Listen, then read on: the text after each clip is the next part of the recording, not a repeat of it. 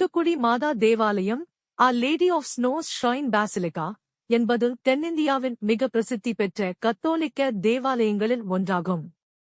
இது அன்னை மேரி மாதாவிற்கு அர்ப்பணிக்கப்பட்டது. இது 1711ஆம் ஆண்டு போர்த்துகீசிய மிஷனரிகளால் கட்டப்பட்டது. அப்போது தூத்துக்குடி ஒரு முக்கியமான துறைமுகமாக இருந்தது. கிறித்தவம் அங்கு விரைவாக பரவியது. புனிதர்கள் கூறியபடி அன்னையின் பனி போன்ற தூய்மையால் இங்கு தேவாலயம் lady of Snows Panimaya Matha என்று அழைக்கப்பட்டது. ஒவ்வொரு ஆண்டும் ஆகஸ்ட் 5ஆம் தேதி நடைபெறும் மாதா திருவிழா மிகுந்த சிறப்பாக கொண்டாடப்படுகிறது. அந்த நாளில் ஆயிரக்கணக்கான பக்தர்கள் திரண்டு வருவர். 1994இல் இந்த ஆலயம் பசிலிக்கா என்ற பெருமை பெற்றது. இதுவே தென்னிந்தியாவில் மிகவும் மதிப்புமிக்க தேவாலயங்களில் ஒன்று.